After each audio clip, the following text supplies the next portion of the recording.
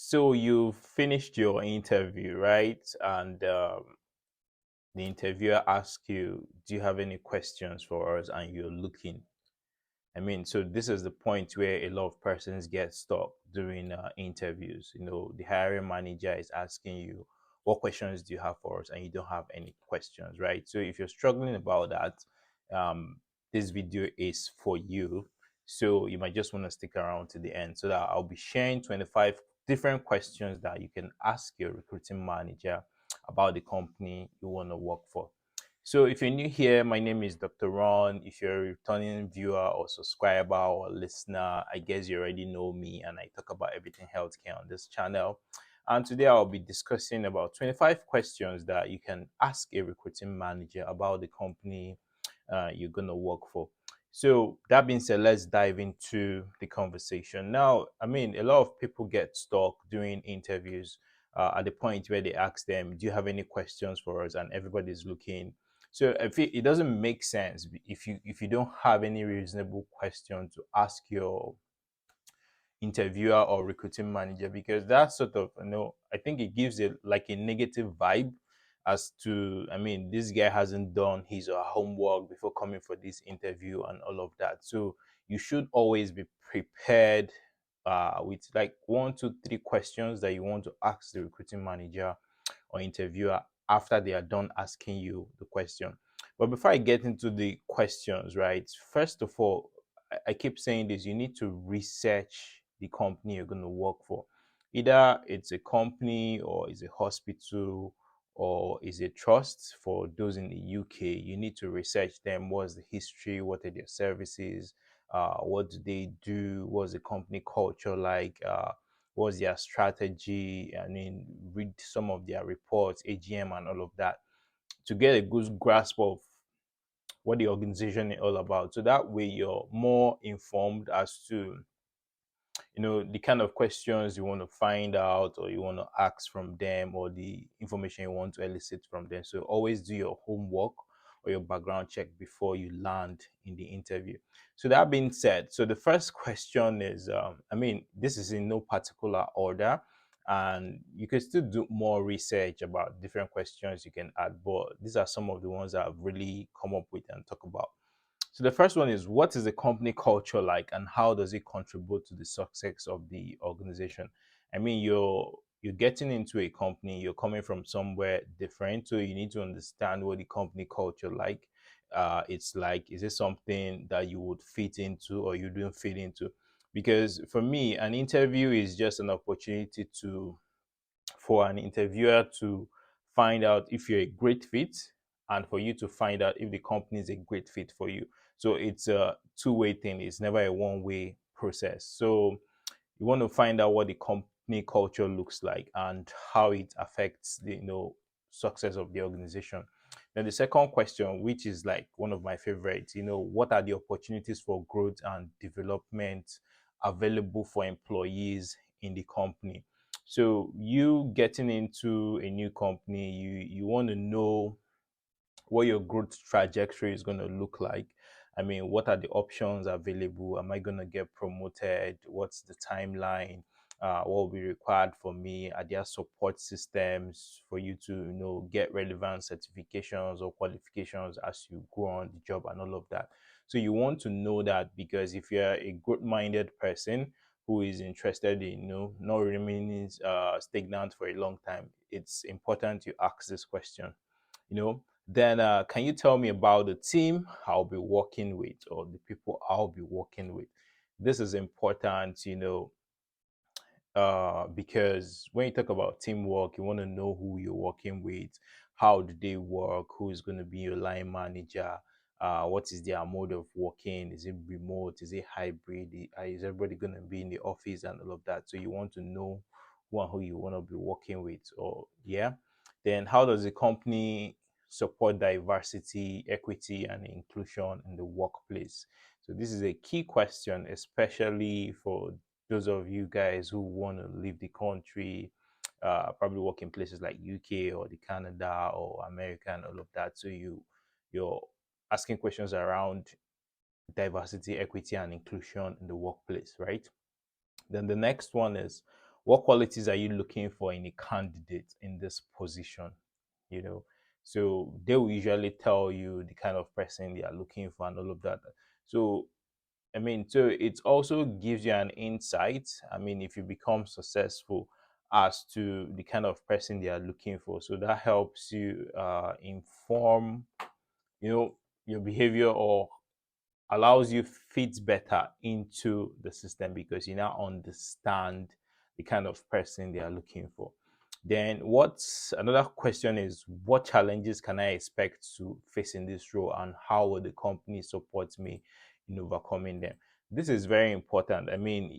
For every role, there are bound to be challenges in every role. So it's good to sort of anticipate what some of these challenges, and what are the steps or the measures that have been put in place to support you to overcome these challenges. Are there trainings available?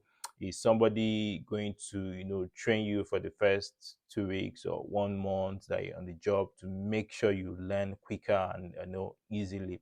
Is that available? How often am I going to go for trainings to make my job easier and all of that? So you want to find out if all of those things are available. Then you can also ask, how does a company measure success and evaluate the performance of its employees? So so like the KPIs, I know every job role usually has KPIs for different roles. So you want to find out, how am I going to be graded? How am I going to be evaluated? What are the metrics? How often am I doing the appraisal? What are they looking out for? So you want to be well prepared ahead of that. Then how does the company stay current in its industry and stay competitive? So this is also important, because as somebody who's probably growth minded, you if you're the company you're working for, or the hospital or clinic or facility you're working for, is not does not have a mechanism or a structure in place to stay competitive, that means very soon they'll be out of business. And if they're out of business, you're automatically out of a job, right? So you're also thinking about that, asking, so how do we stay competitive in the industry? What are we doing? Are we researching? Who are our competitors? Are we keeping, what are they doing? So you want to know that. Then you can also ask, how does the company handle remote work and flexible scheduling? Remote work has come to stay, really, and thanks to COVID-19, even though a couple of companies are beginning to, go back to full office work, but a lot of people are sticking to the hybrid model.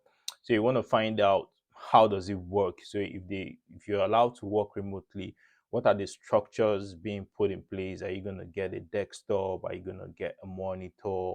Are you going to get laptop, Wi-Fi, and all of that? What kind of supports are available to help you, work effectively from your home or remotely? Are you able to, switch, or flexible scheduling? To be work flexibly, is that available in the company? Because again, you might be thinking from the family perspective. You've probably got kids and all of that, so you want to figure all that out. So another good question is, how does a company handle employee feedback and handle employee concerns, right? So this one is also important. You want to find out, is your company a vindictive one, in the sense that they are not open to employee feedback or criticisms, as how maybe the place is run, or maybe the welfare and all of that. You want to know that, because if, for example, you're somebody who is used to having his or her voice heard, or I mean just having an opportunity to express your own opinion, or what you think about certain issues, that goes a long way. At least you feel being heard in the organization, because there are some organizations this doesn't exist. Employees can talk. It's like a top down approach all the way. It's just from orders come from top, execute at the bottom, and all of that. So employees don't have feedback. So if you're somebody who is used to giving feedback, or being in meetings from where you're coming from, this is really going to be important to you, right? Then you can also ask, how does the company prioritize work and handle conflicting priorities? Very important. You can ask, how does the company foster collaboration and teamwork among employees? How does the company handle employee performance, and how do they address areas for improvement? What do they do for you? Then, what's the company's approach to work-life balance? What measures do they put in place? Are there away days? Are there team hangout sessions? Things like that. Are they available, right? Then, what are the benefits the company is going to offer you as an employee? You want to know what you're entitled to. Does it make sense or does it not make sense? I mean, you want to compare to where you're coming from or probably from different offers. I mean, workers should be well incentivized to do the work they do, and that's where the benefits come in. Then what are the company's policies on time off and vacation? You hear of companies where you go on vacation, you're not paid, or you go on time off, you're not paid. So you want to know all of those policies. Then I think I mentioned this before, but you can also access how does the company support professional development and training. So if you're growth minded, you want to always, stay on top of your game with, certifications, latest things happening in the industry. That means regular courses or certifications or conferences and all of that. So is your company, is your hospital, is your trust, is your facility going to support all of that, or are you going to fund it yourself? You want to know. Next one is can you tell me about the company's approach to diversity, equity, and inclusion in the recruiting and hiring processes? Is it transparent? That's what you're looking out for. How does the company support employees' advancement within the organization? So, is it possible for me to move roles? Can I become a manager in 1 year or 2 years? What are the timelines? You want to know all of that. Then, can you tell me about the company's approach to communication and transparency? How does the company handle conflict and issues within the workplace? Do they sack you immediately, or are you facing a disciplinary panel, or are you going to get a query? Or after how many queries are you going to get sacked? And you want to know all of that. Then, currently, with issues around climate change, environmental sustainability, a lot of companies are beginning to think in that direction. So you also want to find out what is the company's approach to sustainability and environmental responsibility. So, I mean, if it's a company that does production of chemicals or stuff like that, so how are they being environmentally responsible? You want to know. Then, how does the company handle employee recognition and rewards?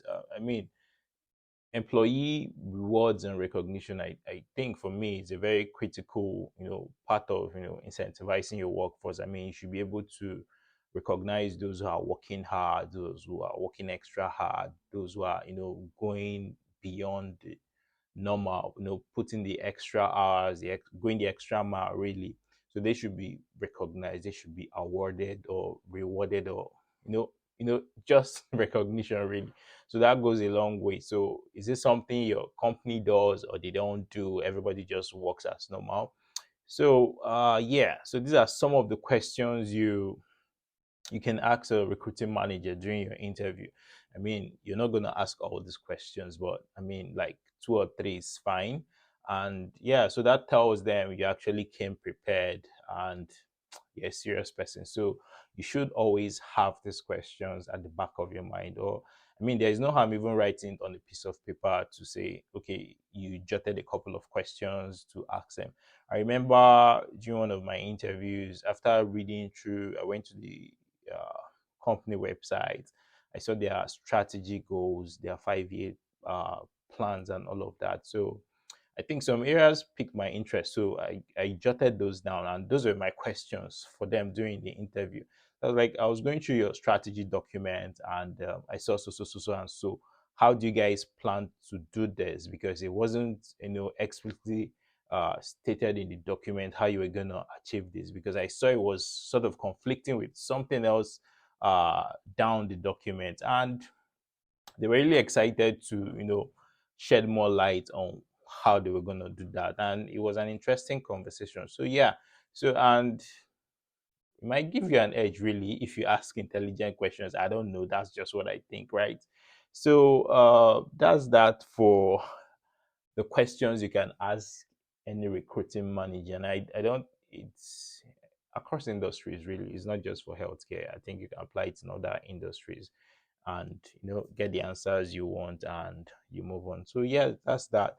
So if you've enjoyed this episode, please don't leave without giving me a like, subscribing to the channel, and please share the channel with your friends, your families, your colleagues, whoever you can share to.